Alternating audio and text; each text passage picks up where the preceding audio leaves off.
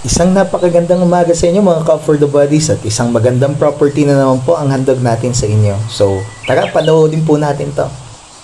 Caught a little bit of magic in your eyes last night. You were shooting pool, we were taking shots under the dim lights. Got a little smile that knocked me off of my seat. I started falling for you. And I didn't know what to do, but I knew that I had to make a move. From the moment that I watched you walk into my life, yeah, I just knew that I had to make a move.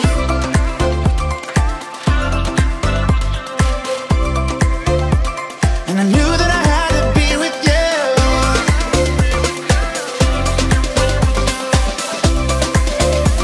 I just knew that I had to be with you.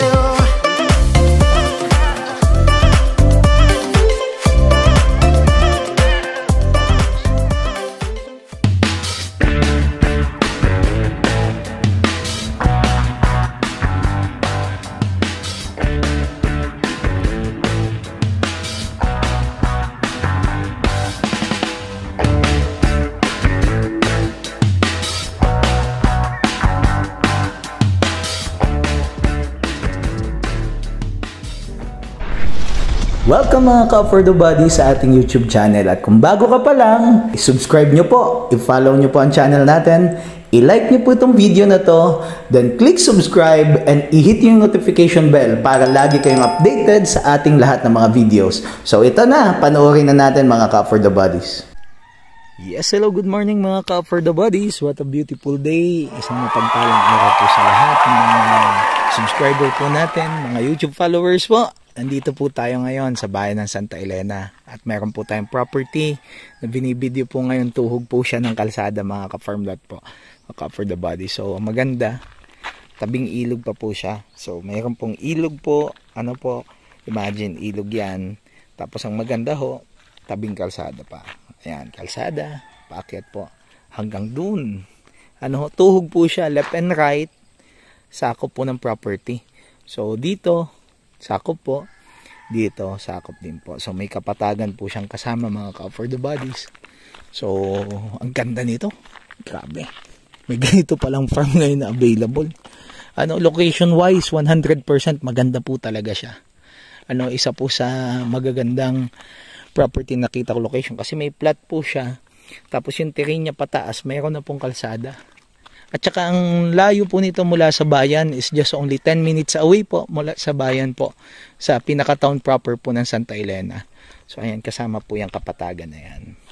Ayan, may kapatagan pong kasama mga For the Bodies. So ayan po, may mga punong mangga. Yan, approximate po ito, mga nasa 300 to 400 po na puno ng niyog po ito. 2.5 hectares po ang sukat po ng property. So ayan po. Ay, naglulukad po sila doon. So patag po ito, tapos may talampas po doon. Andun. Patag din po doon. Tapos maganda. Ayan, tabing ilog po ito. Itawa ko natin sa inyo. Ayan, may source of water, strong source of water. May kalabaw nga naliligo. Yun po yung ilog nandun sa kabila. Ayan, tabi ng property. Ayan. Jesus name. Ayan po. Sama po yung ilog na yan. Ayan po mga kapatid. Ayan, maagos po yung ilog. Okay. So ganda nitong property na to mga For the Bodies. So akitin po natin. Ito yung flat area niya po dito sa baba, tapos yung talampas flat din doon. So ito po yung mga puno ng nyug, mga nasa around ito mga nasa na po ito, 25 years. Okay, malimit dito ang nyug pero doon siksik. Kasi ito yung flat area. Okay po, may mga kawayan para kung halimbawa gusto niyo pong magpagawa ng kubo. Ayan, may mga pwede na po kayong pagkunan po ng gagamitin pag kubo. Okay, may mga puno ng mangga, may mga fruit bearing po siyang kasama. Ganda po ito. Hanggang dun pa siya ate, ano? Kasama pa yon. Okay, tara. Alam naman na po. So, andito. Balik tayo sa kalsada mga ka for the bodies para makita niyo po. Inanuhan? Binubukuhan. So, ayan. Pwede kayong mamili. Pag halimbawa ano, kung ang gusto nyo po ay buko or ano, nyug. So, ayan. Flat area pa. Kasama pa daw to ano? Opo, kasama pa po. Oh, ganda. Oh, flat area din po ito. Iba-iba din. Ganda oh. Pwedeng pagbahayan dito. Ayan. May ilog pa pong kasama. May source of water po dito. So paligid po siya ng ilog. Tapos tabing kalsada. Yun yung maganda. Tara.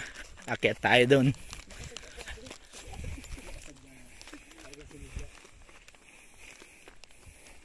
Yan. Yan. Binabaybay lang po natin yung kalsada. Kasi mula po dito, tanaw nyo na po, left and right. So medyo inclined po yung kalsada, pataas. Pero, ganda nito. Kasi imagine, 10 minutes mula sa town proper. Ang Santa Elena po, ano po, pag mula ka po sa Manila, ito po ay nasa 5.5 hours drive po. Mismo hanggang ditong property, 5.5 drives po from Manila.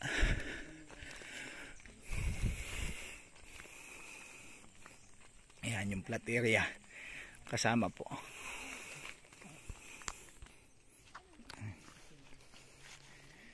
Kasama po flat area na to. Ayan. Ito yung talampas niya. Malawak po yan. For the bodies. Hanggang dun. Kasama po yan. Ayan. Ito yung view dito. Yung kanina sa baba. Dun tayo galing kanina. Medyo kakaano pagpaakyat. Nandito na po tayo ngayon. Ang ganda po dito. Napakaganda. Kasi tabing kalsada. Bihira yung farmland na ganito na tabing kalsada. Yan po, may mga puno ho tayo ng mahogani pili. Mahogani ano. Para kamukha ng pili, mahogani. Okay, hanggang dun pa po. Hanggang saan to? Hanggang saan to? Te? Dun sa una-unahan pa po. Unahan pa. Lakad pa tayo. Yan, kasama. Mahaba pala frontage nito, ano? Opo, mahaba po yun. Habang mahaba. Ganda. Anong ataw po ito, sir? Parang nagitnang ataw po ito. Gitnang-gitna nga eh, oh. Ito po, dinonate na po ito. Municipal Service Road po ito. Kaya ito po ay murang-mura kasi Municipal Service Road. Sa presyo niya po na binibigay ng may-ari. Po, tanaw po natin yung mga niyog po dyan. May dalang hita. Ayan, may star apple. May mangga. Dami mangga. May mangga. O, puro mangga eh. May linya ng kuryente o. Ayan po, poste o. Malapit sa school, malapit sa bayan, malapit sa lahat. Hanggang saan? Hanggang doon sa poste na yon. Natatanaw. Unahan pa. Hanggang dyan sa poste. Hindi, okay na yan. Palipadan na lang natin at medyo malaki ho talaga.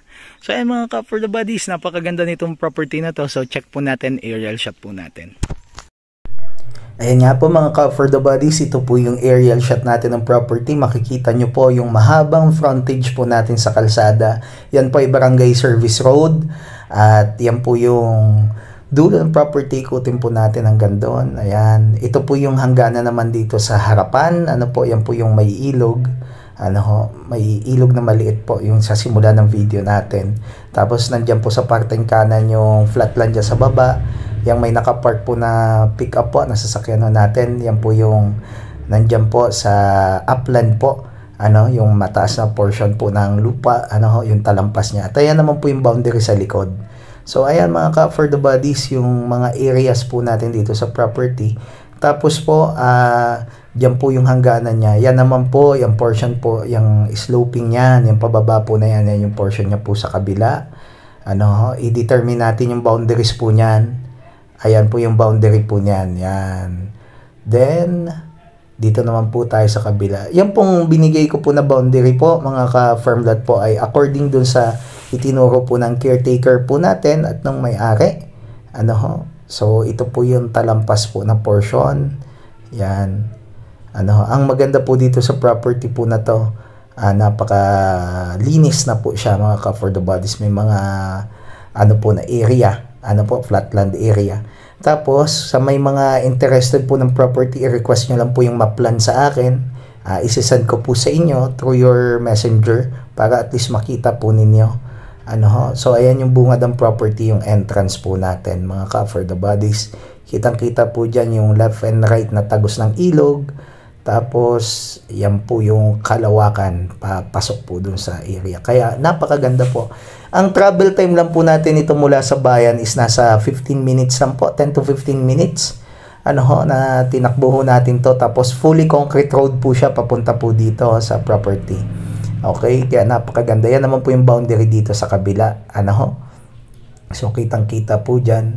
Dati, ang kinagisnan ho talaga nila yung mga baybayin ng mga ilog ng mga sapa na hangganan. Pero yan po is madidetermine po natin yan. Once na interested po kayong bilhin yung property, papa-relocation survey po natin para talagang identified po yung hangganan ng property. And may mapa naman po tayo niyan. May approved plan po yung property po natin. This is a titled property po, mga ka-farm lot po natin. Yan. Napakaganda, kahit po ako tuwang-tuwa nang makita ko po ito. Kasi talagang jackpot po ang makakabili po nito. Highly recommended ko po ito. Lahat naman po ng mga properties po natin is carefully po na nag-due diligence po tayo dyan, mga ka-for the bodies. So, ayan mga ka-for the bodies, hanggang dito na lamang po yung videos po natin. Sa mga interested, andyan po yung contact details po natin. Message po ako sa Viber, sa WhatsApp. Then we have our Facebook page. Dalawa po yan. Isang page, isa pong Facebook account. Then we have our YouTube channel po. And sa TikTok, ayan po yung TikTok ID po natin. So, mga ka-for the bodies, thank you po. And maraming salamat po sa inyo, sa mga suporta po. Higit sa lahat, maraming salamat po sa Panginoon po natin. Sa Kanya lamang ang kapurihan at tanging Kanya lamang, mga ka-for the bodies. Hanggang dito na lamang po tayo. See you po tayo sa next video. God bless po. Ingat po sa lahat. Bye-bye.